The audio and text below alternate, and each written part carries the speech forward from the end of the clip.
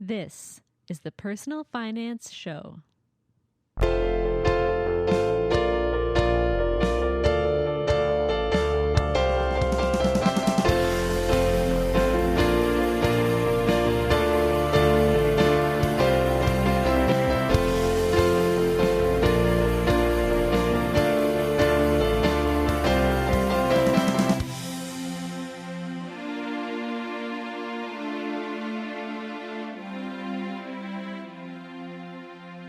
Hi, I'm Bo Humphreys, and this is the Personal Finance Show.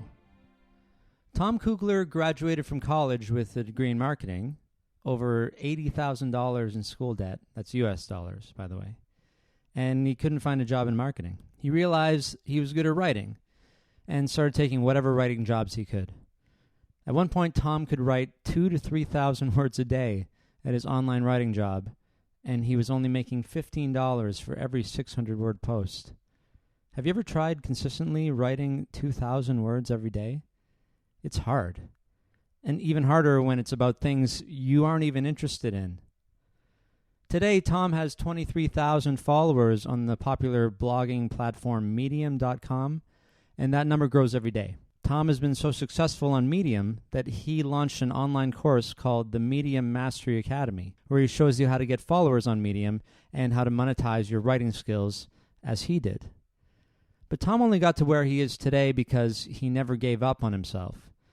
I think it's sometimes too easy to keep a job we don't like because it pays well enough and there's $80,000 of debt staring us in the face. Tom joined me from the other side of the world in Indonesia to tell his personal finance story. Probably like my earliest money experience that was somewhat notable that sort of just popped up in my mind. I have no idea why, but I remember when I was a kid, maybe like 6, 7, we'd drive home from church on Sunday with my parents.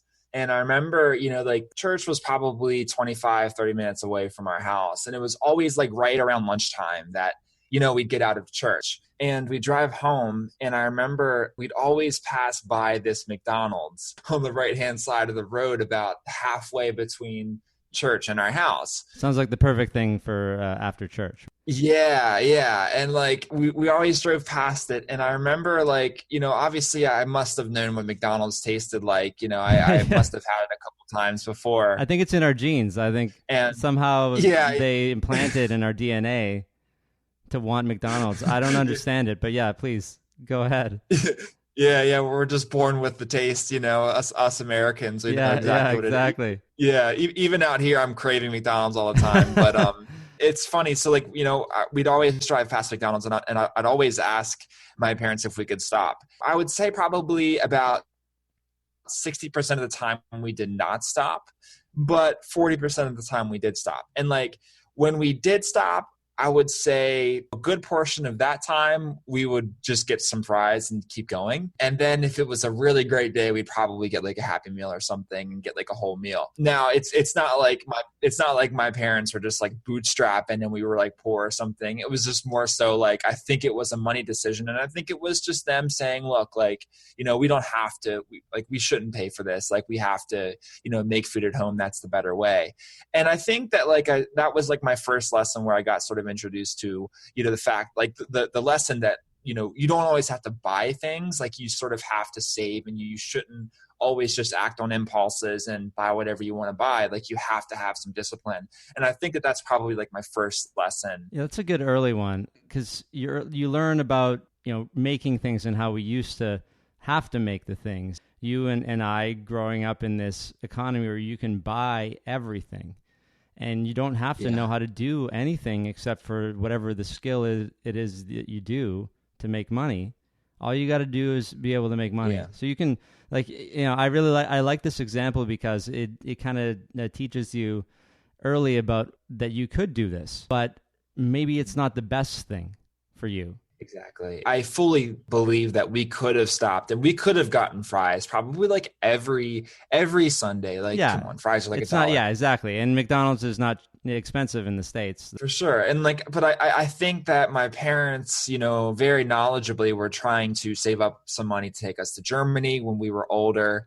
We went to Germany when I was 11. And I think they were just trying to save up for a lot of different things, maybe to move out of the place that we were at when we were young, go to Germany, things of that nature. And I think that it was just a good decision on their part. And I noticed that. I remember noticing that. And after a while, I wouldn't even ask anymore. I'd be like, all right, well, we're probably not going to get a McDonald's. So yeah. I'd save my ask for every 3-4 weeks instead of every week, just to see if I could hit the jackpot. Yeah, that's a good way to ration it too. Yeah, then you learn if you just ask every so often, you're more likely to get it. But if you ask for something all the time, you're going to be disappointed half of the time or more than half. What part of Germany is your family from, or where did you go when you were 11? I remember we flew into Frankfurt. We stayed there for 3 weeks. We stayed there in Germany for 3 weeks, and we flew into Frankfurt, obviously, because that's where the airport is.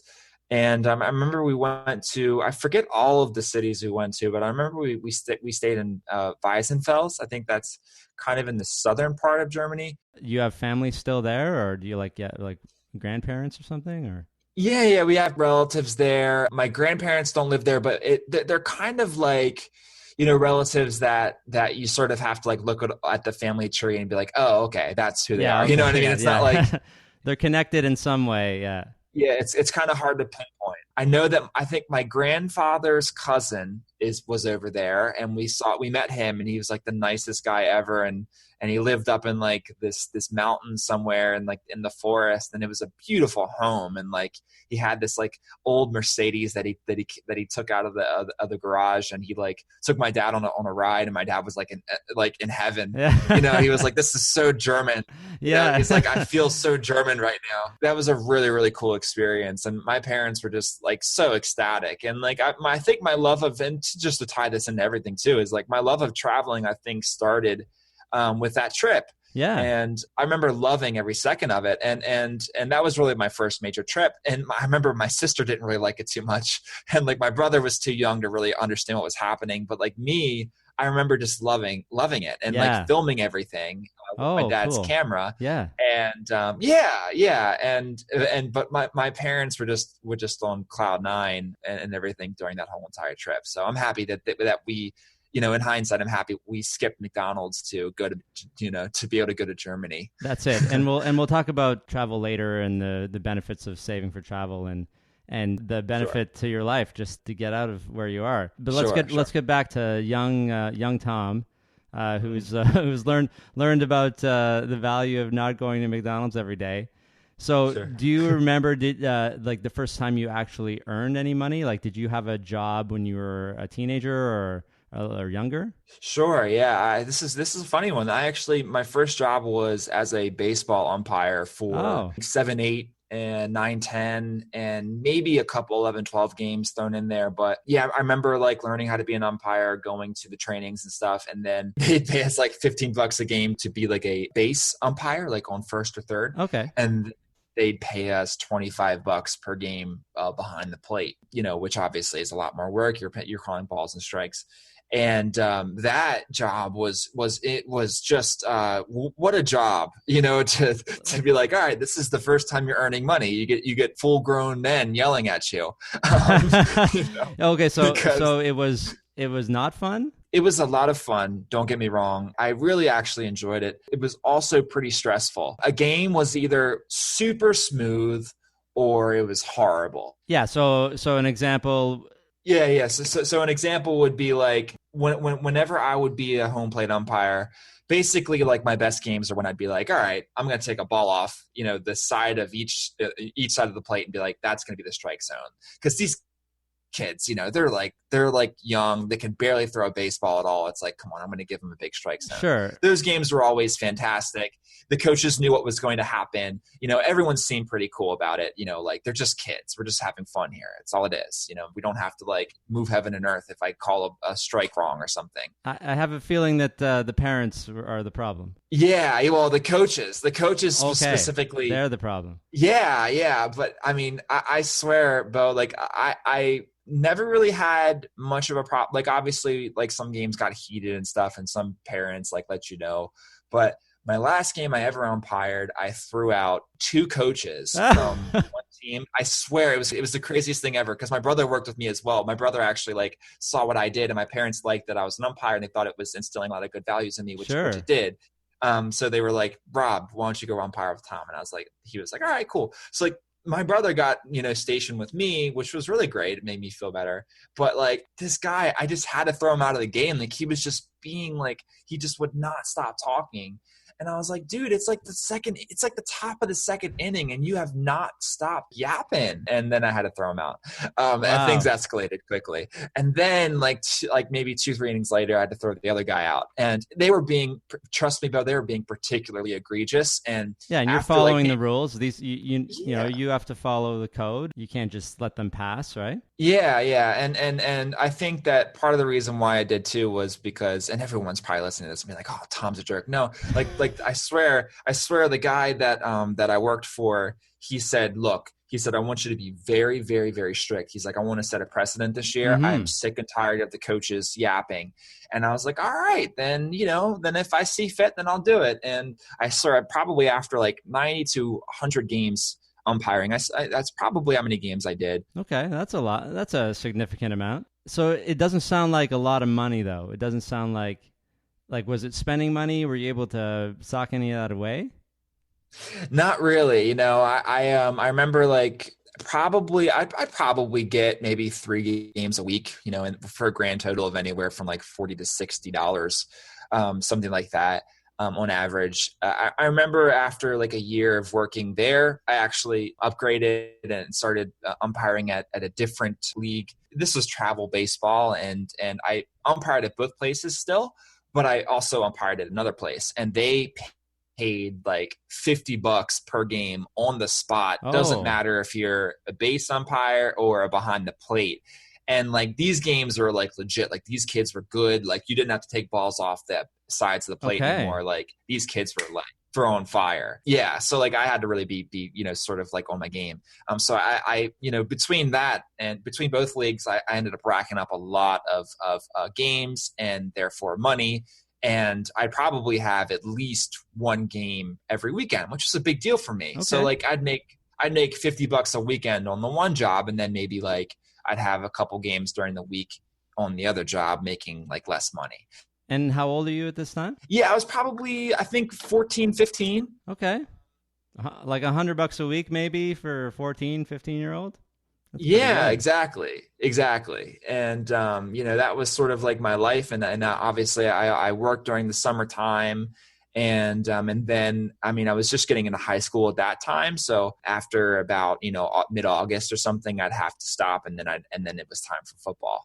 And then I'd have to go start playing football. So, but yeah, but during the summer when I was 14, 15, I was pulling probably like $100. And sometimes if there were big tournaments on the weekends, I might make $100, something like that, maybe a couple games, So what'd you do with it? Do you remember what you did with the money? Man, that's a really, really good question. I think that I really do believe that my mom, if I can remember correctly, my mom really instilled that like sense of you have to save this, like put it away. You can give it to me. I'll put it in a folder for you. And you can basically like just use that during the year if you want to go to the movies or something, or if you want to, because you'll be playing sports. You don't have any time to work anymore. So I was like, all right, cool.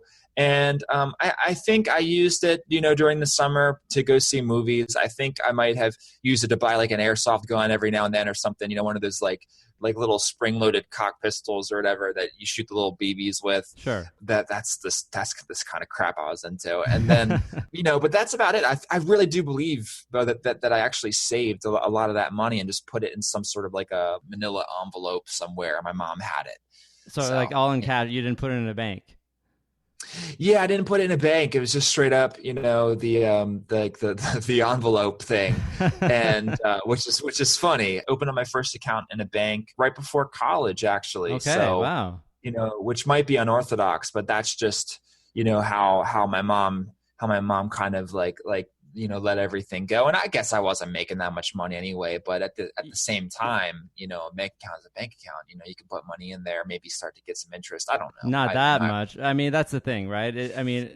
So we're talking, how old are you now? I am 25. Yeah. Okay. So we're talking 10 years ago, and the interest rate has not been good for a long time. So, especially on a bank, on a actual, regular savings account. So, and it's not like you would have invested such little money, but you wanted it to spend throughout the year. And I guess that's a good lesson too. Like, you kind of got the idea of seasonal work, and if you save the money from your seasonal work, you can live. In your case, you didn't have any expenses, but you could have your spending money when you weren't working. Yeah, exactly. And I think I spent most of that money on just, things to do. And I think I've never really was one to buy things, and I think I went through a phase, but I think for the most part, I like to go spend it on experiences. And, experiences for me at that time was things like going to the movies or something. I love movies, but, I loved them when I was a kid. And I still do, but I used to go to the movies all the time when I was a kid. But yeah, that's basically what I would spend all that money on.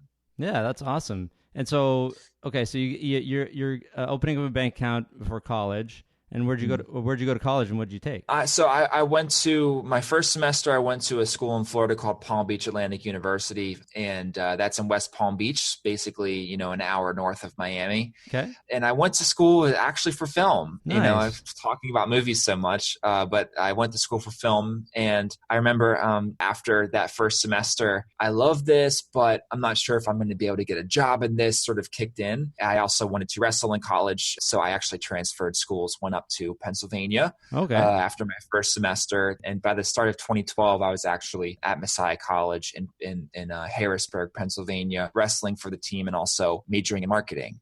So that was sort of my story. And then I stayed at Messiah for, up until graduation in May of 2015. Did they give you like a scholarship for wrestling? Yeah, I did. I got a little bit of money and I got to wrestle again, and I had a lot of fun that first year. And well, how'd you pay for the rest of it? I had loans. I did the Sally Mae, Sally Mae, stuff. yeah. So that's the big one in the States, yeah.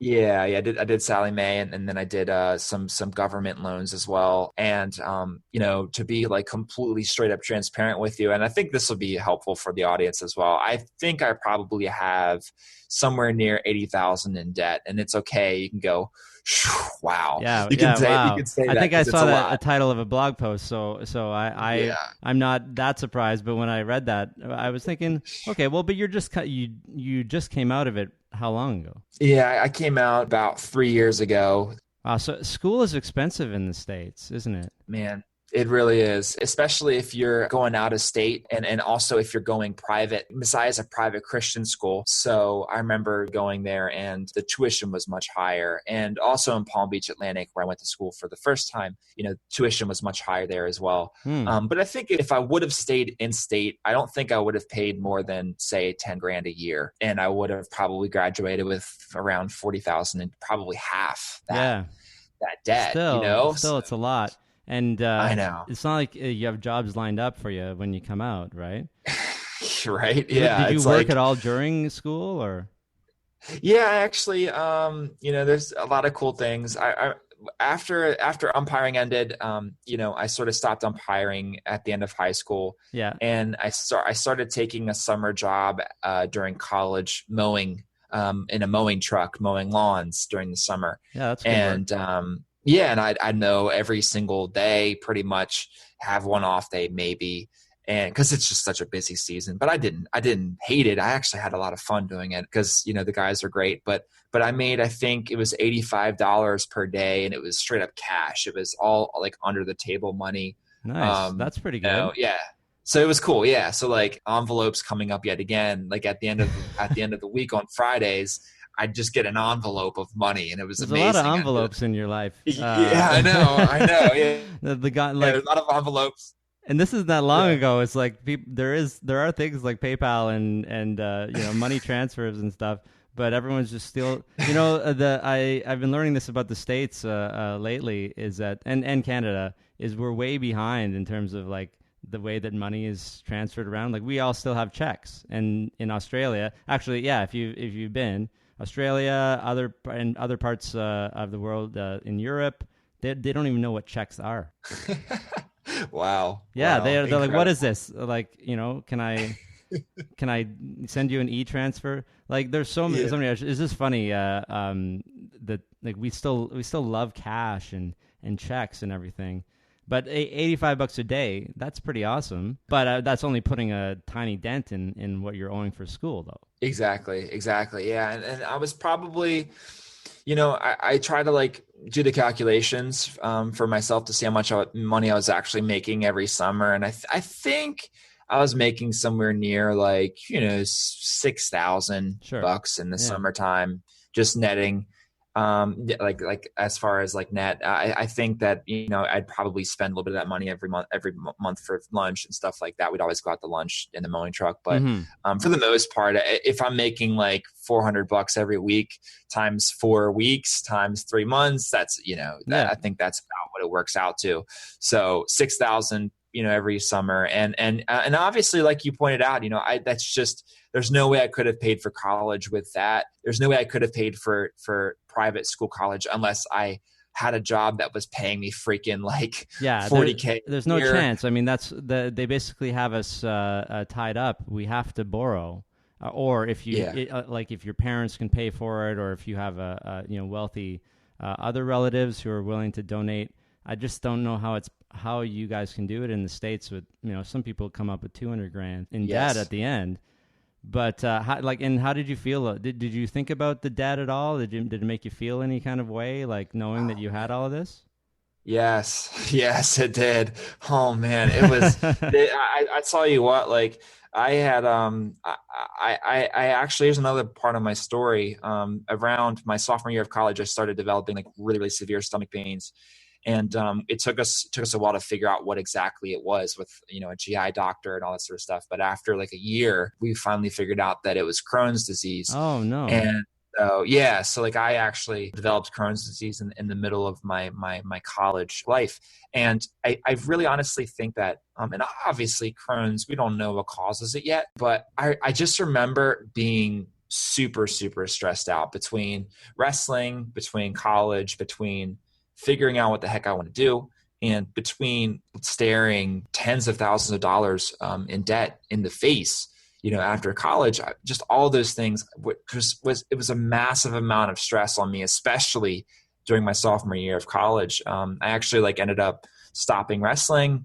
I couldn't do it anymore. I was like, I need to dump off some stress. So so I'm not so wound up all the time. And so I ended up doing that. But yeah, that stress really, really weighed on me. And I think that the debt in particular was probably the biggest cause of my stress. And I'm not saying I got Crohn's because of stress, but I wouldn't be surprised if doctors, come out later with some, studies and some research and results that say that stress has something to do with it. It was really bad. And it's probably that debt over the past maybe 6-7 years of my life, that's probably been the highest source of stress. And obviously, getting a job would then be, figuring out what I want to do would then be a source of stress as well, because I have to pay that. That's the worst, right? Because I can't wait for the best job. I just need a job is what's going through your head, right? Yeah, exactly. And you can't even pursue really, you can't easily pursue what you actually want to do because you're so tied up. You have to sort of, unless you have some help, you have to take whatever you can get because you got to pay, and if you don't pay, then bad things, are going to occur and all that sort of stuff. You're going to have to start to borrow more money, and all that sort of stuff. It's going to set off a chain reaction. So you sort of just have to postpone what you actually want to do and happiness. Yeah. And for something that you don't want to do. So it sort of sucks. What did you do to start making money after? I actually got into freelancing, and this is where this is the part of the story where I ended up getting a lot of help from people, and thankfully I did. I remember after school I had an operation to get rid of some of my small intestine because of Crohn's, so I had an operation. Yeah. Has it made your life better though? It has. It has made my life so much better. Okay. So yeah, so that's the good thing. It was a great operation. But yeah, so I had that, and I remember like I had to basically recover for like a month after that. And it ended up being like after college, I had like 3 months where I was doing nothing. And like I saw my friends getting jobs and going or like traveling and stuff. And I was just like sitting in a hospital bed. You know, I just didn't know what to do. Well, what could you do? Yeah, well, yeah, exactly. I couldn't really do much of anything. And so I got out of the hospital. I recovered. I moved to Florida with some friends, and I tried to make it work there. My plan was get a job in marketing as quickly as possible, build up some cash, and then try to get a place. And I was living with my friend at the time who was Exhibit A for, help at that time in my life. And, that was just basically my plan. It didn't really work out like that. I remember like I went to tons and tons of interviews, never really got in anywhere. And I just like, I couldn't really believe that some people like didn't want to take a chance on me because I felt like I had so much promise. I ended up like getting a job like as a server at a restaurant, worked there for like 2 weeks. Then I quit. Okay. Just couldn't do it. I was just like, this is just torture. Like, why do I have a degree and I'm doing this? I was like, this is horrible. Like, I just don't want to do this.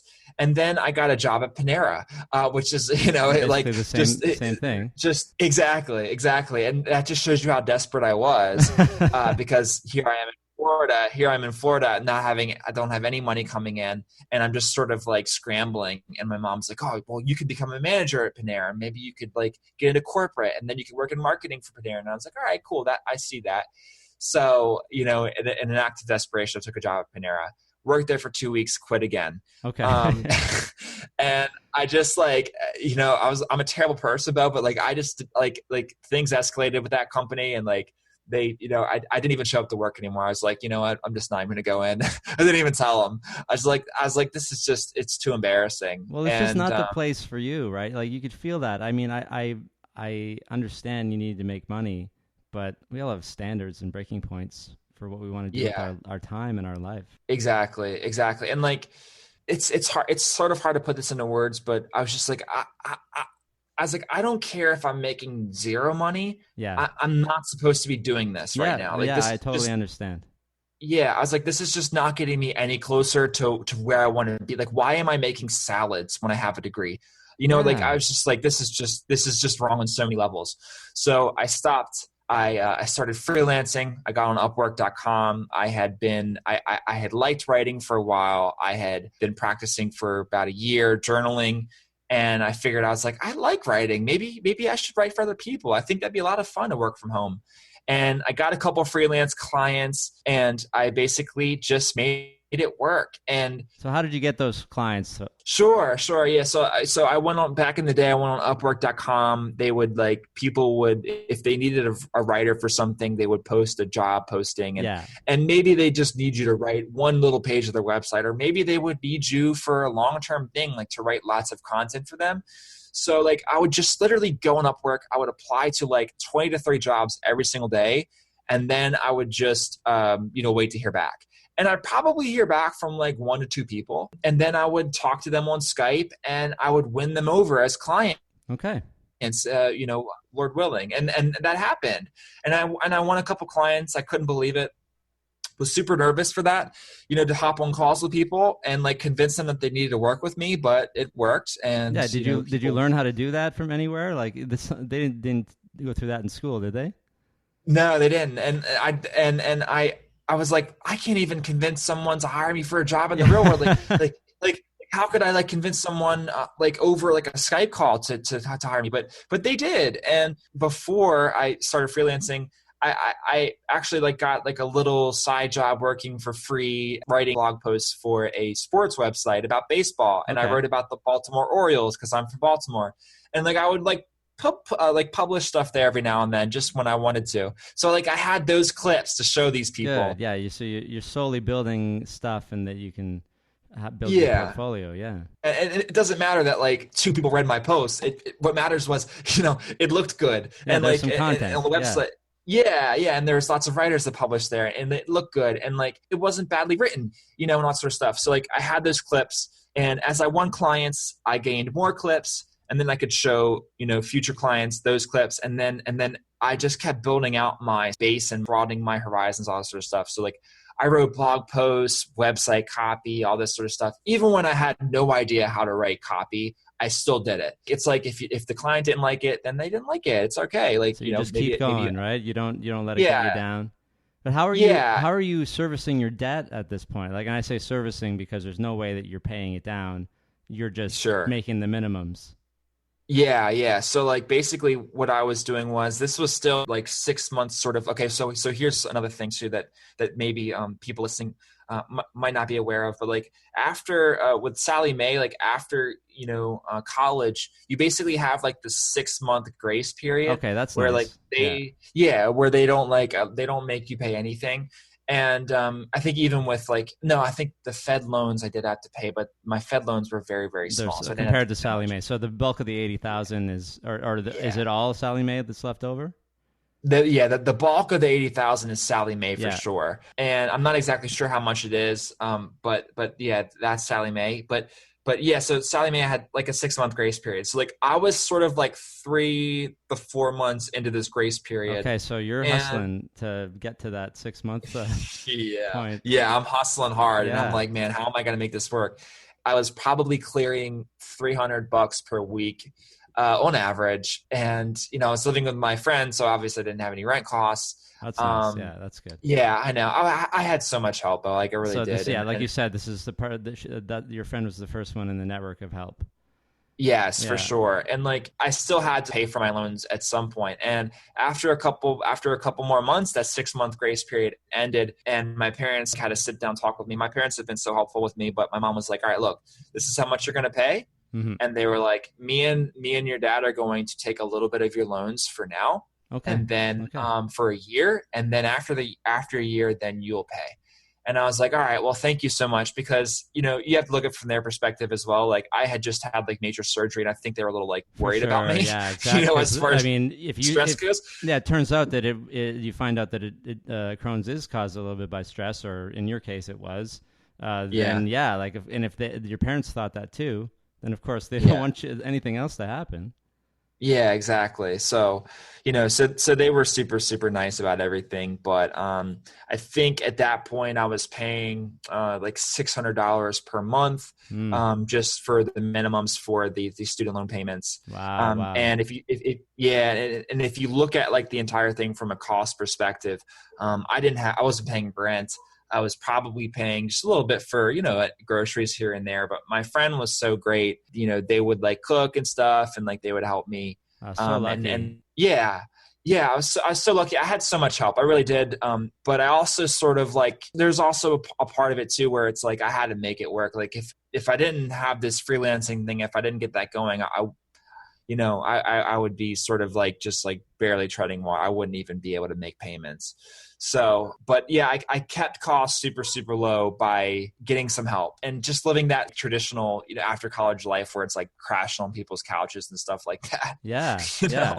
So, okay. So you're making the freelancer money. How far did that get you? Like, were you able to build up a decent amount of like steady revenue? Sure. Yeah. So like about, maybe 4 months into the whole freelancing thing, which was about December of 2015, about, 7 months after I graduated, something like that. I got actually like a job at the Inquisitor. The Inquisitor is a website online, and they publish news stories. It's basically just like a news aggregator. They don't really have quote unquote reporters out in the field. They just like scan the web for like breaking news stories. And then we like take a bunch of different, or we used to, well, I don't say we, but like they take a lot of, of those stories and then make one of their own and like have a lot of, sort of like try to make something new out of it. Okay. Yeah. So like creating original content, but based on other stories. Curating. Yeah. So sort of like curating. And like, it was all keyword based. So like we'd get and it was a reputable website. It wasn't like they were doing anything weird. They were actually pretty reputable. They paid their writers $15 for every post, for every 600 word post. Sure. And then if your post went sort of like viral or something, you got bonuses. Like you could have made like $1,000. So you get plus, bonuses like, based on the the ad revenue that's coming in, like a percentage of whatever money they make off of the traffic. Yeah, That yeah, kind of deal. exactly. Yeah. Okay. Yeah. So like that really sort of became like my main, means of revenue. And I remember at that point I started making 300, 400, sometimes like 500 per week. It sounds like a lot of writing. Like, are you writing all day? Are you just writing and writing and writing? Yes, yes, I was. And like, man, that's the one thing. Here's a short little caveat. People don't understand that. Like back in the day, people complain about blogging these days. They're like, oh, it's so hard for me to write, like 1,000 word post. And I'm like, all right, I got you. Like I totally understand. But like for me, like I had to do this for work. So it's a lot easier for me to just bang out like a 700 word post. Like I could do that in like an hour if I Yeah. wanted to. And it how would be many like, words were you writing in a week? Do man, you have that calculation? yeah, I was probably at least writing 2,000 words a day at least. Wow. So Wow. you're probably thinking like 10, 12,000 words a week. Sometimes I'd probably write more than 2,000 because every post for the Inquisitor had to be above 600 words. So you're just cranking out this content, and it's not stuff that you want to write about necessarily. Yeah, exactly. Exactly. It's not. And it's just like I'm looking at news stories. I'm trying to figure out like where with zero search engine optimization experience, by Yeah. the way. Yeah. Exactly. I'm trying to figure out like what would do well on Google, what people want to read about, what would go viral. And Hmm. like I absolutely like had no idea, but like the only reason I got in there was because I think I could write pretty well and I think I knew how to like stuff keywords into posts, And and you're that's it. consistent. You could keep doing it. I mean, I Yeah, know a lot of people who yeah, can just yeah. write and write and write and write. Like you said, I sort of had this moment where I was like, I'm not really like, how many times am I going to write about Britney Spears, Yeah. coming out with a new single, or like Kim Kardashian, or like Donald Trump? Like, how many times am I going to write about this per day? Like, I don't care about these people. Like I don't want to write about these people. As far as I was concerned, I was part of the problem. Yeah. You're Like making it worse. yeah, like the last thing we need is more noise about Kim Kardashian. She's already got enough.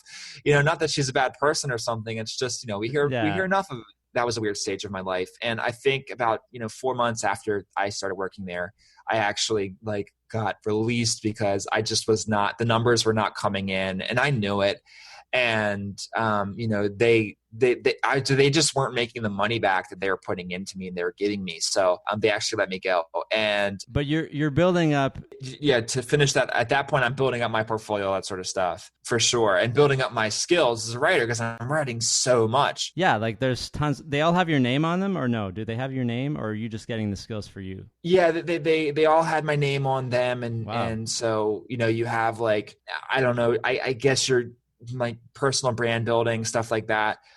Didn't really have a website or anything, so I wasn't linking back to anything. I wasn't getting SEO juice or something, but like at least I was getting my name out there, and at Yeah. least like when you search my name on Google, like my profile on the Inquisitor was one of the first things to pop up. So, I was like, all right, cool. I'm making a name for myself. This is cool. And it gave me confidence. And it was like, all right, Tom, like, I know you're not really doing so great with the SEO game, but that's just because you don't know SEO. It's not search engine optimization. But it's not like you're a bad writer. It's just, search engine optimization isn't your thing. So, sometimes I'm good with being positive though. But back then I that's what I feel was. like SEO and writing are completely separate things, and the fact that they have to make us put them together just so that we can get found on the internet is a little bit cruel, because Yeah. you want to write in your style and you don't want to have to think, oh man, okay, I gotta put this word in here every so often, or these other. It's just, I feel like it's ruining writing. I don't know what your opinion is of that. Yeah, I think it is too. And like I've said the same exact thing. I tweeted something like this similarly the other week, where it's like I know that SEO is something I have to like implement to get traffic to my WordPress blog, but it's like I don't want to write content based on search engines. I want to write content because I want to write that. That's right. And like that just defeats the whole purpose of content in the first place. You're just writing because you want therapy and because it's fun, and two, you're writing to help other people. Yeah. You're not writing to please a search engine. Yeah. And it when people do that, it feels so hollow to me. It feels like they're just basically robots. Exactly. And I think as far as, I think an undercurrent of this conversation has been like, doing stuff that you want to do. Yes. And I think that really sort of ate away at me. And it didn't really help me to wake up like energized and be like, all right, I'm gonna write about Donald Trump again today. Like I wasn't like that, and it ate away at me, and it didn't really make me want to research search engine optimization further. I was like, all right, well, I'm not any good at this. I'm probably not going to get any better. And like deep down inside, I don't agree with using search engine optimization to like write a blog post. So like this whole thing is sort of like, it was like an identity crisis. Where did you end up? Like how did you get on your path? Because it seems like you're there. Like just the two things that I'm hearing is, at least you're not working in something that's not furthering writing at all. Like this is sort of close, but you don't have the spirit. Right? Yeah. And also, we kind of do have to go through these grunt jobs to get experience before we find the things that we want. So I feel like you're almost there. Are you almost there? I'll try to give you a broad perspective, and then if you want to zoom in, let's go ahead. We'll zoom in. But like, this was around, I think, April of 2016, so about 2 years ago. Yeah, I got released by the Inquisitor, and I found a job in email marketing for a slightly bigger company in Canada, actually. And I worked for them in email marketing. I managed the email marketing kind of campaigns for all of their clients. They had like 50 or so clients or something. And it was sort of a ridiculous job. But it was a remote job, and it allowed me to travel, and it gave me about $600 per week, which was like, I was seeing dollar signs. I was like, oh my gosh, it's raining money, at that point in my life. You can cover the Sally Mae and still have living money. But here's one little quick caveat to this as well. Like when you're a freelancer in America, you have to take out 25% of everything you earn because you don't work for a company. You have to take out Social Security. You have to take out like federal taxes, all that sort of stuff. You just have to make sure. They say take out 25% just to be safe because it's definitely not going to be more than 25%. Okay, well that's good. So like I was taking out, like I was really just netting $450 a week. Sure. So I was making about, if you want to look at it, I was making about, I think $1,800 per month. Yeah. After everything. So just to give you a number, ballpark figure. So at that point I was like, all right, I'm making some good money, and I can work wherever I want to work. And I like to travel. So why don't I go and see my best friend in San Francisco? And I just go on a road trip, and I just do it. Okay. And then I come back, and if worse comes to worse, I just like drive straight back across the country. I sleep in my car, and then I just drive back home. And this whole idea was crazy and like totally stupid. And but it was just something I wanted to do.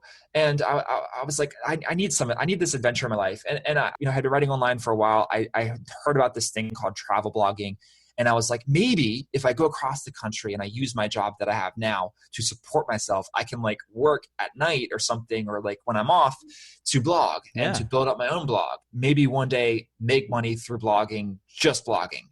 And that was sort of my dream. And I was like, I'm not going to be able to be a travel blogger without traveling. So I sort of have to travel. Exactly. So I did it. I went on this trip. I stayed in hostels. I like just bare bones did $18 a night at hostels, like maybe $15 a night, like sleeping in beds that were horrible, sleeping in rooms with like 18 people, no AC in the middle of New Orleans in the middle of summer. It's just horrible conditions, You're writing, you're writing about all this as you go. Like, are you writing about the hostels, or just experiences or things that you're learning as you go? Yeah, just I'm writing about a lot of different things, like definitely the hostels, definitely just like what I'm learning. But I figured out too, Bo, that like I don't necessarily like writing about certain things to do in a place. I just like to write about what I'm learning. And that's what people want to hear. That's something and that's something I figured out as I traveled. And then I also realized that there was a problem, because travel bloggers are sort of supposed to write about what they see and do and stuff. So like I was I wanted to be a travel blogger, but I ended up being just more of just a regular blogger, which was you're okay. Traveling blogger. You're a blogger. Yeah, exactly.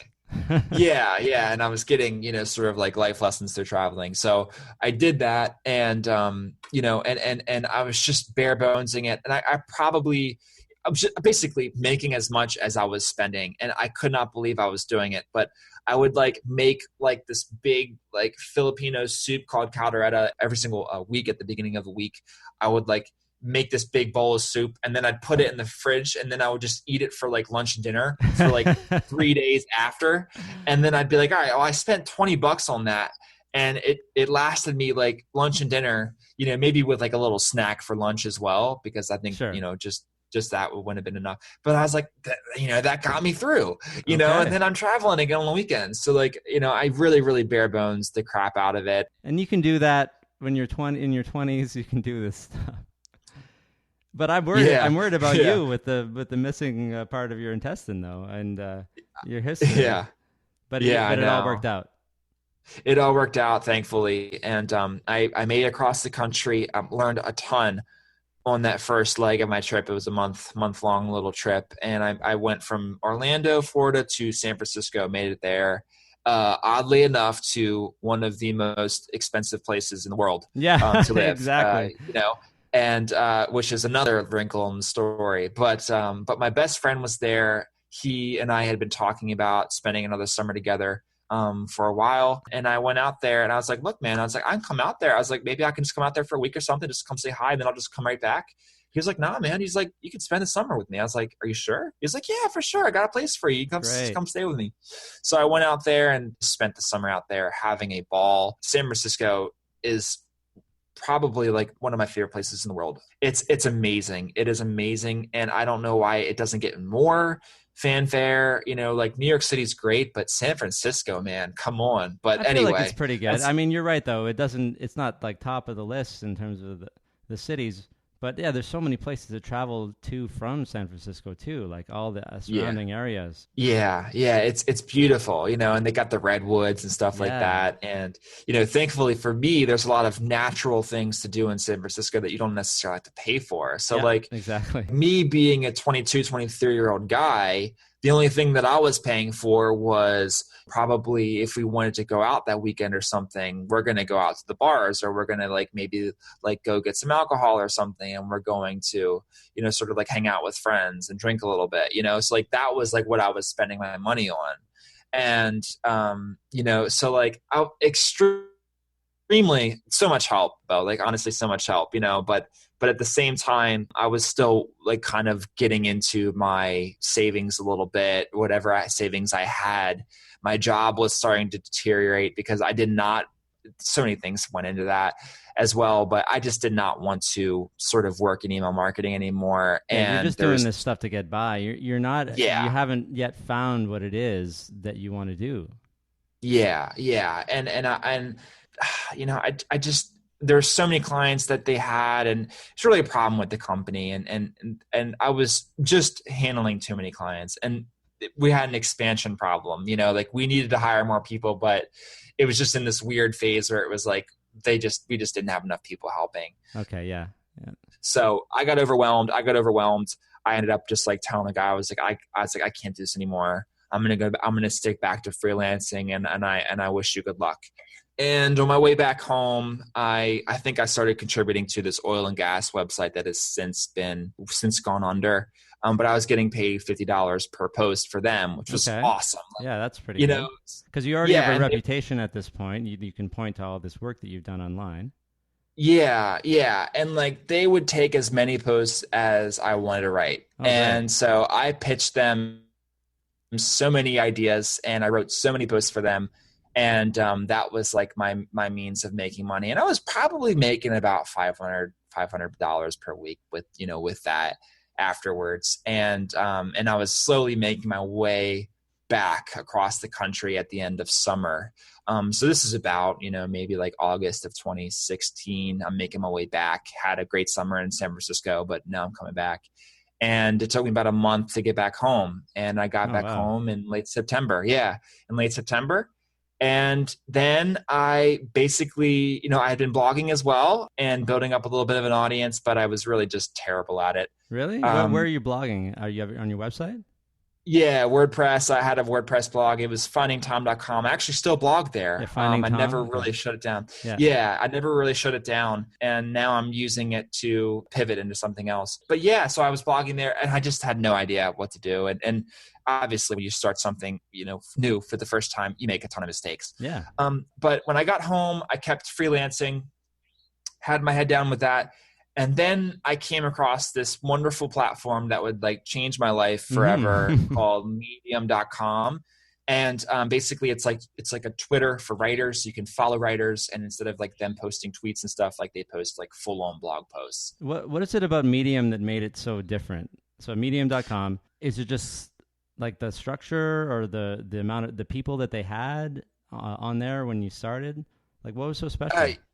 Yeah, that's a great question. I remember like seeing a lot of the posts on Medium, and they all it just felt right from the beginning. They all seemed so heartfelt. It wasn't like what we were talking about before, which is really cool to connect this. It's like the SEO. I wasn't seeing that. I wasn't seeing like people plugging keywords into posts, trying to like get search engines to like find them.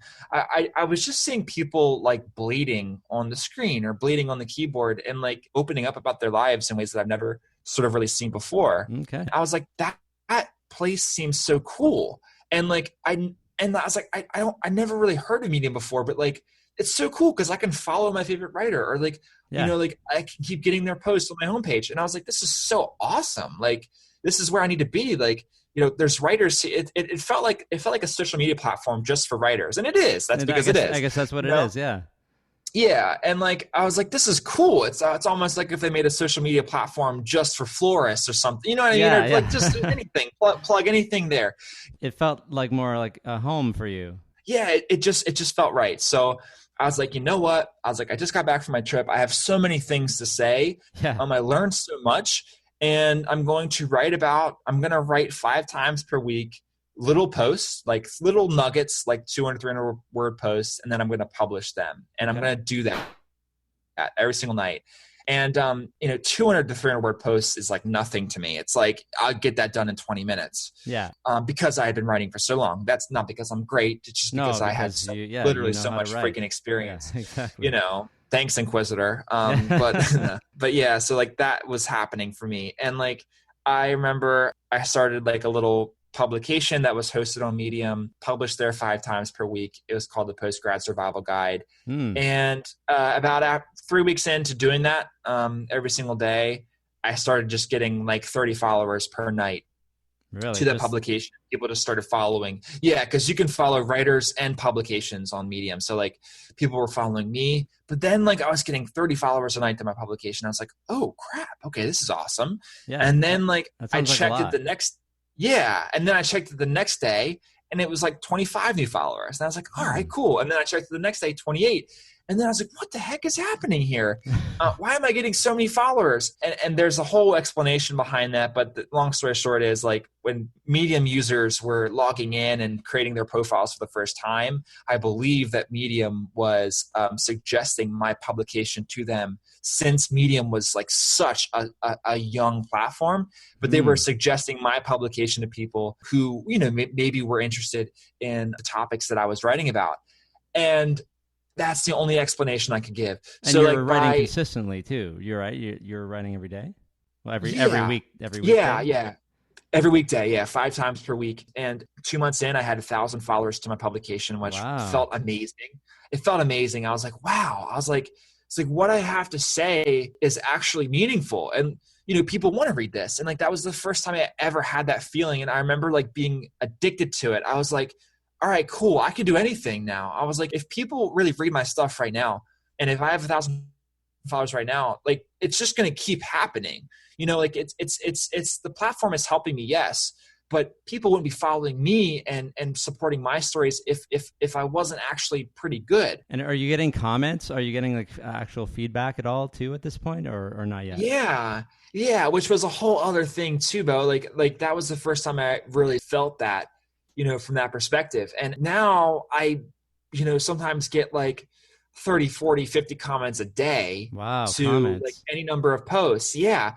And like back then I remember like getting one comment and being like, wow, like someone, I know. One person.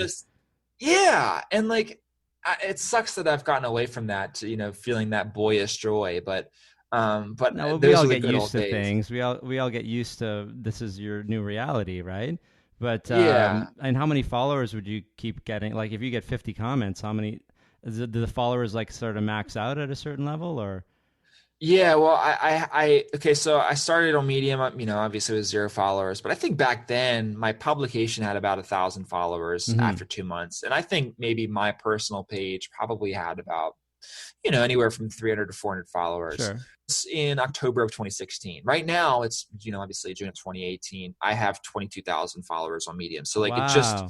I'm not exactly sure how many new followers I get per day, but I would say it's probably anywhere from like 20 to 30 to 40, maybe, Yeah. depending on how many views I get that day. I guess it might even be more because, like, let's say if you got that every day, if it was 20 every day, right? That's you got 6 or 7,000 in a year, and you've gotten more than that if it's just been 2 years. Yeah. So there's probably like maybe it's leveled out a little bit, but you had a pretty like high surge at some point. I did. And I think it has to do with Medium's sort of platform being so young. And, they were suggesting me and my publication to people, and like, there just wasn't that much competition, and there really still isn't, but that's just how it was for me back then on Medium. And basically I built up my following. I was doing that, and I was blogging 5 times per week, and it wasn't that hard. I just spent 20, 30 minutes per night on it. And then I was freelancing full time during the day. And like, me blogging at night was like such a great thing. I was like, wow, I finally get to write about what I want to write about. You're getting the feedback and the inspiration. Yeah. But how are you gonna okay, so you're still you're just kind of servicing the debt and paying your costs with this freelancing. But how is Medium gonna make you money? Sure. Yeah. So in October of 2016, sorry, I got started on Medium. I wrote there for a year, and I built up my following, and I started building out my email list. And about a year after that, in October of 2017, I started just feeling like the gas tank was empty. Like, not as far as blogging goes, but as far as freelancing goes. I was like, I'm sick of this. I was like, how many times am I going to go through this process of like, and for some people this is okay. Like they like this process of winning clients and working on projects that are new and different.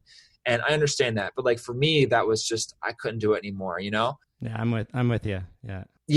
Yeah. And like, I got to this point where it was like, I was just like winning clients, losing clients, winning more clients, writing about a lot of different things. And I was just like, I'm sick of this. I'm done. And I don't want to do this anymore. And I was like, the last time that I sort of like made a jump and didn't know if it was going to work out, but try to make it work, like it worked out, which was me quitting Panera to go to freelancing. Yeah. So I was like, all right. So I got an email list of like 1,200 people.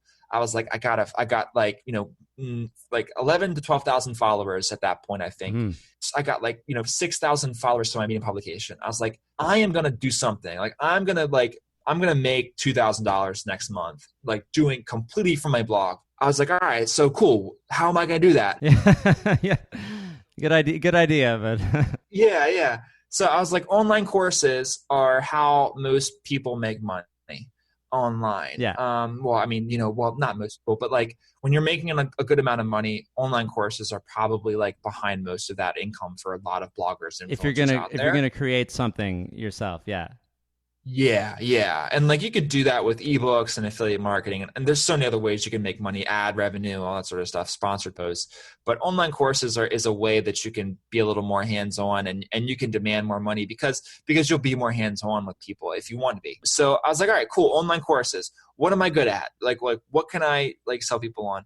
And I was like, all right, cool. So I've built up a following on Medium. I built out an email list. I know how to make money, because Medium introduced the Medium Partner Program, and you can sort of like quote unquote lock a post, and it's kind of a confusing thing, but just to boil it down for you, you can get paid based on like writing a lock post on Medium. So I was making a little bit of money from the Medium Partner Program, which was great because I had my following there. So like, what better way to make money? So I was making like maybe $200 to $300 per month. Okay, so yeah, just to break that down for a sec. So Medium, it was free, and now it's paid. Is it completely locked now, or is it there's some free and some paid? Most stories are free. Writers can either choose to lock their posts or make it free. So when you lock your posts, only people that are Medium members can see it. So like you have to pay $5 to become a Medium member. And basically, if they find your story and clap for it, which is the equivalent of like a like on Facebook or like a retweet on Twitter. Except you can clap as many times as you want, right? Yeah. I think they cap it off at 50. Oh, okay. Yeah, they cap it off at 50. So based on like, if that person claps for your story, you actually get a portion of the revenue that they pay to Medium to be a Medium member. Okay. So like they're paying everyone pays Medium $5 to be a Medium member who wants to be. You can have a free profile if you want to, but for those that want to be a member, they pay $5. Yeah. So like if they clap for your story, and if they clap for maybe like 5 or 4 other stories along with yours that month, you get $1 of their Medium membership fee because they clap for 4 other stories. And that $1 would go out to those stories as well. So like I had 12,000 followers or something. So it's like, all right, so I can write a lock story. A lot of people can see it. And like a good portion of Medium members will see it and they'll clap for it. So like I was making like pretty good money with that. And, like $200, $300 per month. So Medium did start to make you money before you did anything else. So that's good. Oh, wow. Exactly. All right. And I had been writing a lot about travel, life lessons, things like that, things that I've learned, being a young person, all that sort of stuff.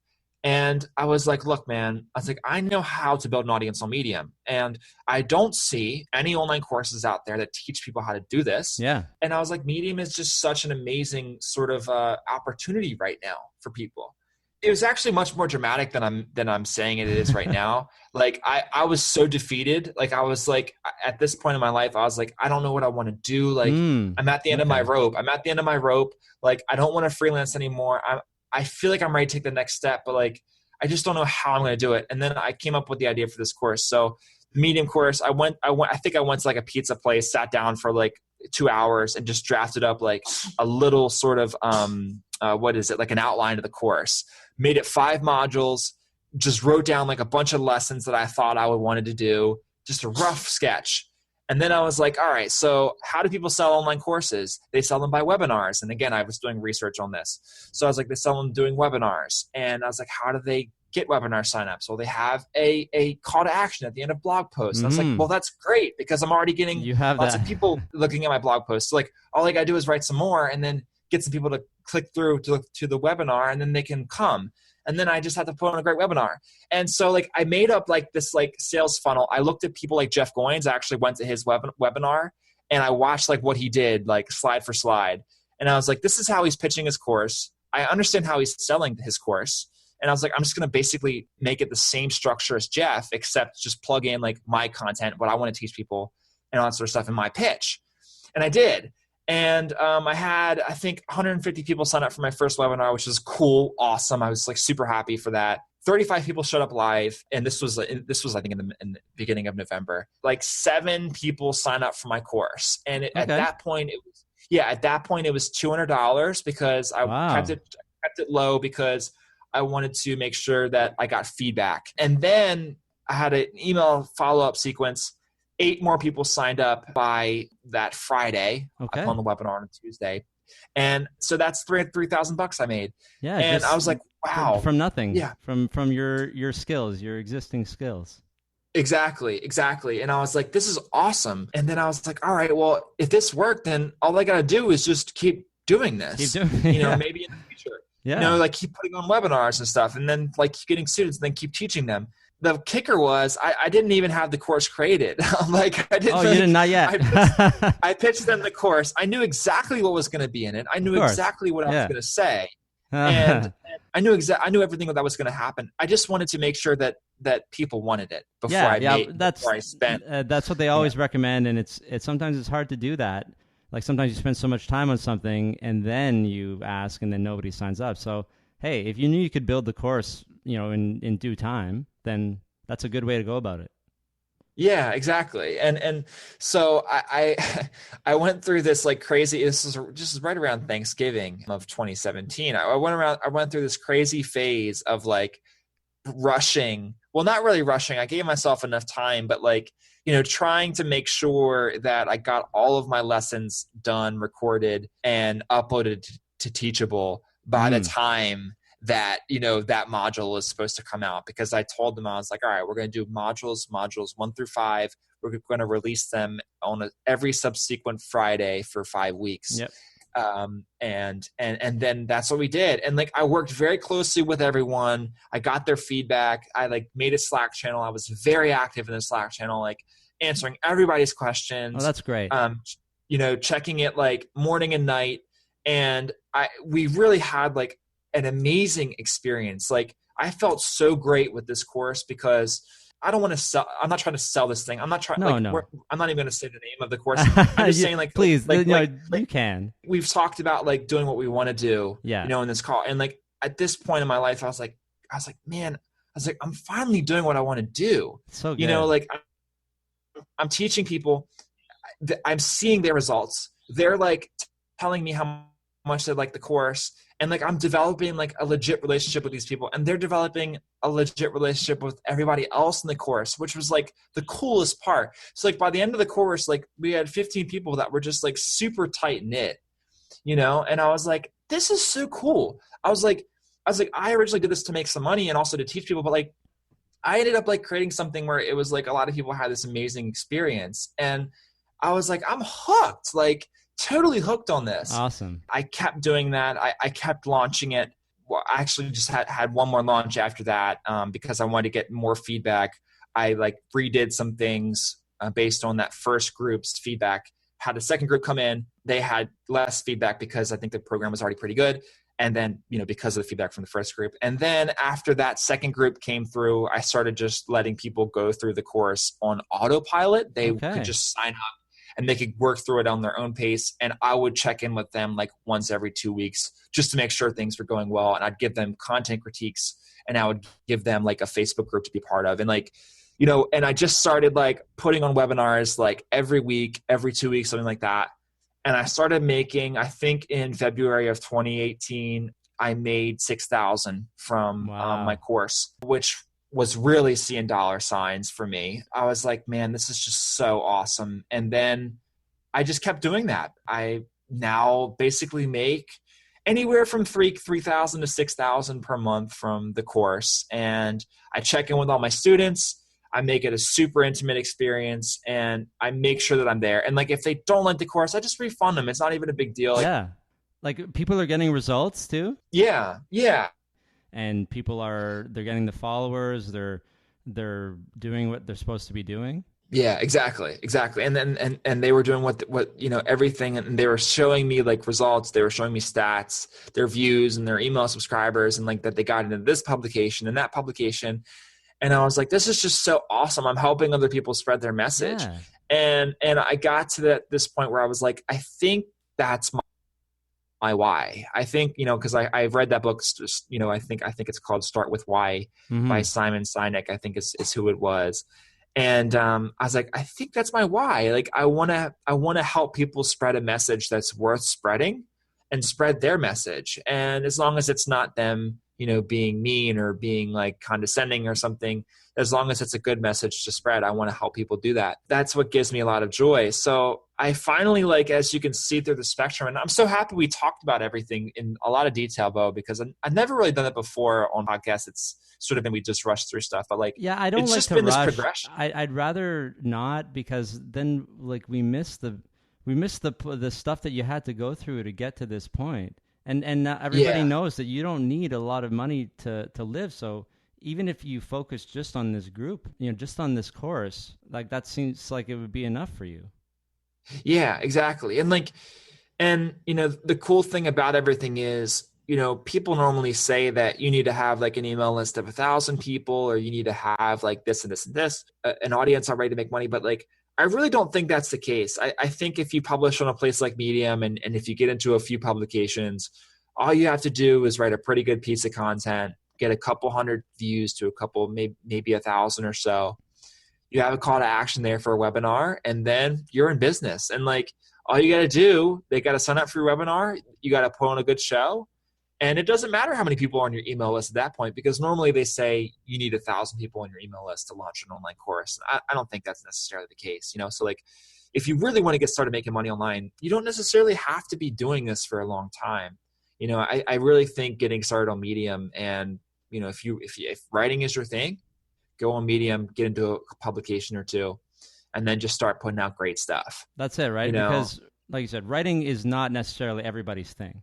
But the worst thing would be if writing is your thing and you're really good at it, but then no one ever sees it, right? That's kind of the worst situation, because you have this ability to help them get seen, and all they need is awesome content. And I want people with awesome content to be seen, and I think that's we all kind of try to help each other, right? Sharing other content, talking, being on podcasts, sharing all this stuff, right? The coolest moments are when like people, students. I mean, it's crazy to call like men who have kids my students. Yeah, it's like, exactly. I feel like they're not my students. It's like if anything, I'm their student. Teach me things. But it's like they send me posts that are just like heart wrenching and talking about their kids and all this sort of stuff. That's awesome. And how much they love them. And I'm just like, man, this is amazing. Like, I get to critique this. I'm having so much fun reading this, Yeah, it's good because you're not just, it's the Medium course is the way to get people seen, but you actually have so much experience writing, and it's, like this could be a writing course. And in a way, is it half writing course, half Medium? Yeah, that's exactly what it is. You hit the nail on the head. The first couple modules are all about, there's Medium strategies sprinkled in there, a good bit, but it's really all about writing and how to become a better writer. And I use like personalized content critiques to sort of make sure that each person knows exactly what they have to do as they work through the course as well. But yeah, I mean, it's definitely not just a Medium course. It's a writing course. It's like, you're going to learn how to write better content, and you're also going to learn how to leverage Medium's platform to get more views and stuff like that. So like, that's just how the course shakes out. And that I didn't really plan it on being that way. I didn't really know when I was strategizing this course. I was like, Medium is a huge missed opportunity. There's no online courses out there for Medium. There's like tons of courses about Pinterest and Instagram and Twitter and stuff like that, but none about Medium.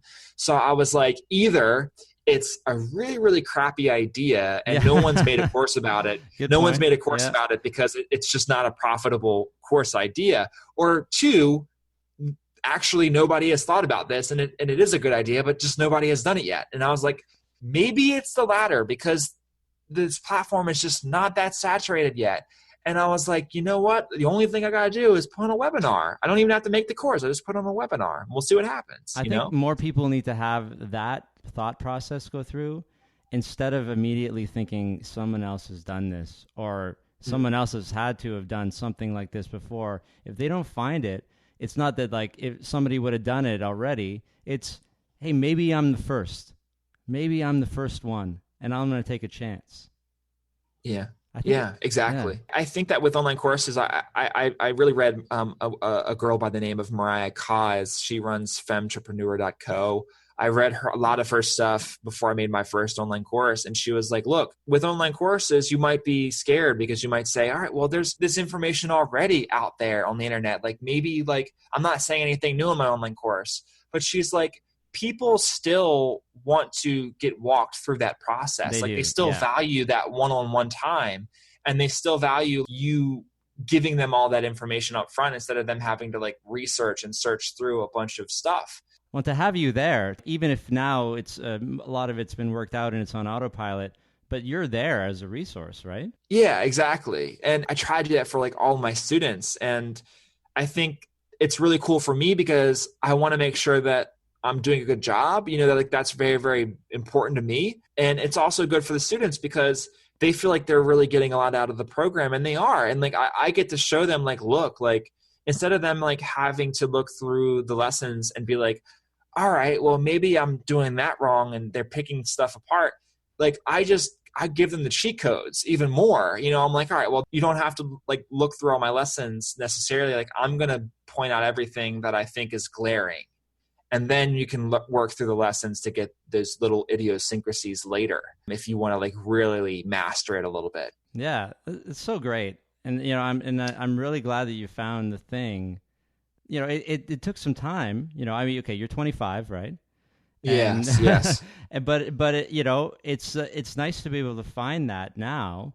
And, you know, I feel like now you're going to be able to make a plan to pay down Sally Mae, right? Is that already in the works? My plan is to invest as much as I can in my business because, you know, I think that it's just going to keep growing. I think my audience is going to keep growing. Like as long as I don't do, as long as like a platform doesn't go under.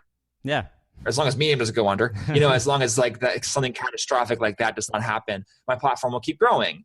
And it's like, this is not the time to take money away from the business and payoffs. Yeah. Loans. You're on like an uprise here. This is good. Yeah. Yeah. And it's like, I got to take advantage of this. For me right now, my number one interest is to expand my influence on more than just Medium.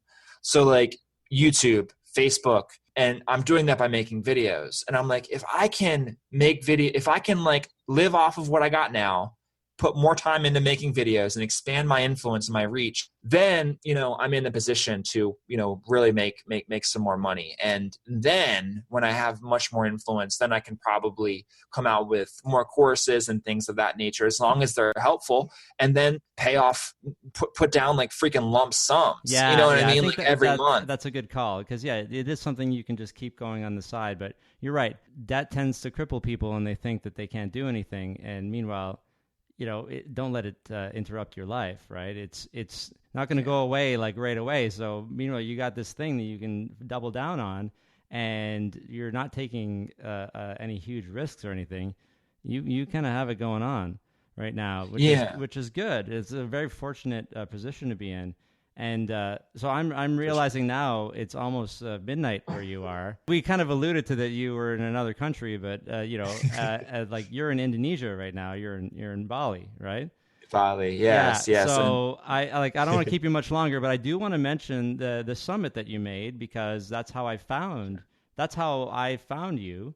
And also you're on the Do You Even Blog podcast, and that kind of reinforced that I would want you on the show.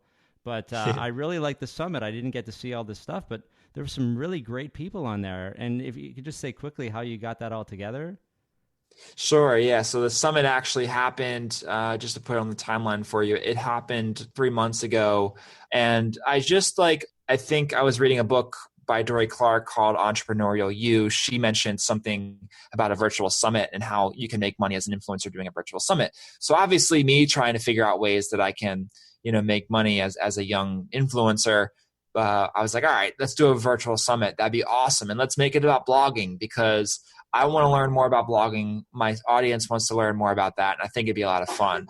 So like, I literally just had to cold email like 100 people or so, yeah, you know, just reaching out. Sounds like a big endeavor, and you got some great people on.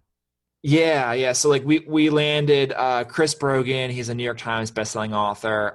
We landed Michelle Shorter Gardner. She is the owner of Making Sense of Sense, and she is a millionaire blogger. Like she literally made like $1 million last year. It's kind of amazing. Yeah. All via affiliate marketing, by the way. So check her out. And then Dory Clark, you know, the person that actually told me about virtual summits in the first place via her book, she came on. I tweeted at her and I was like, I learned about virtual summits via your book. I really want to interview you for mine. And she was so cool. She was like, all right, let's do it. And so she got on and you know, had on a lot of other amazing people that if I said their name, like, you know, people would probably know who they exactly. are. And no matter if they were well known or not, some of them had just really great info. You know, things about like the main thing I learned was you know, I can't just expect people to go and sign up for my email list if I'm not giving them anything in return, right? Like it seems like a no-brainer now, right? When you think about it, you're like, why is no one signing up? Like you know, I'm giving them my content, but you know, people's emails are precious, aren't they? Yeah, and that's so important, and but like that's crazy, because like that's something I didn't understand until, you know, like a year into blogging myself. You know, like I was like, why do I only have 30 people on my email list when I've been blogging for 6 months? Exactly. You know, and it's like as soon as I made it like an ebook, I had 100 email subscribers that just month. Something people just want something in exchange for their email, like. Yeah, that's all it takes. And so, it you know, doesn't take that long necessarily. You just have to make the time for it. But Okay, so that's. I just want to talk about the summit. I mean, the whole point of all of this and your whole story. If anyone wants to learn anything from this, is just keep heading towards the thing that you want to do, and be open to opportunities, and reach out and take chances. Even if you feel like there's nowhere to go, even if you feel like, man, this is like my rock bottom, and like there's nowhere I can go from here. Obviously, I had a lot of help, though. I don't want to like underscore that, but it's like, there was some moments where I was like, man, like I got to make it work.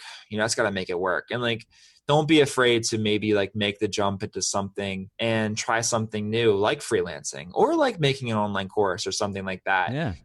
I think there's like, if you look closely, you can feel the transition phases in your life happening right in front of you. And they're disguised as these moments where it's like, crap, this sucks. Like my life sucks right now. And but really in reality, those are like the transition moments where like you're about to like blossom into something like totally new if you're open to it. And that's sort of like what happened with me. And, layered around all of that was a lot of help from people and, a lot of work and research and just luck, honestly. But that's my story rolled up into one little nutshell. Yeah, I think it's great. And I'm glad you came on. This may end up being my longest podcast ever, but it's awesome. but I like that. And we can hold that up as a something to be proud of, as opposed to, people maybe don't realize there is something called the pause button, right? If you don't have time to listen to the whole thing, press pause, and then you can continue it later. I mean, you'll probably still be in a similar mindset as you were, and it's not gonna ruin your life to break something into 2 or 3 or 4 or 5 parts. I do it all the time. So that's some advice to anyone who's like, oh my God, why is this so long? You're ruining my life. Yeah, for sure. And also, I mean, I used to listen to Tim Ferriss's podcast back in the day, and he has like such long interviews. And I was like, but they're so great though, and like, I got to keep listening, so hopefully people feel at least something similar to that with this, but I know I can ramble, so I should do all right. Well, I'll let you go probably to sleep now. It's about 7 minutes to midnight in Bali right now, right? So anyway, enjoy your time. Enjoy, hopefully I'll see you at a conference, maybe FinCon in September. Yeah, for sure. Let's see what happens, Bo. I really appreciate you inviting me coming on and all that sort of stuff. And, just let me know whenever it gets released. I want to make sure to share this. And I think I don't really, necessarily share all the podcasts that I'm on, but it's like when there's something new that I've said, I want to do it. And I definitely said a lot of new stuff in this one. So perfect. I love it. But yeah, thank you once again. And I really appreciate you. And it was a lot of fun for me. And I know it's midnight here, but I still had a lot of fun. No problems. All good. Good. I'm glad. Thanks, Tom. All right, man. Thank you. Bye-bye. If you like this episode, please subscribe to the podcast on Apple Podcasts. Or if you're already a subscriber, send me an email. That would be awesome. bo@bohumphreys.com. It would mean a lot to me to know that people are listening. I don't really know who's listening. It's not the kind of thing that you can just go out there and say, look up who your podcast listeners are. So it would be great to hear from any of you. Thanks so much for listening to this episode of the Personal Finance Show. Next week, my guest will be Angel Jones, founder of 12-Minute Convos. Since 2016, Angel has recorded more than 2,000 12-minute podcast episodes. I was episode 1,437. It was great to host Angel at my home in person during his trip from Trinidad, where he's here to record even more podcasts of his own.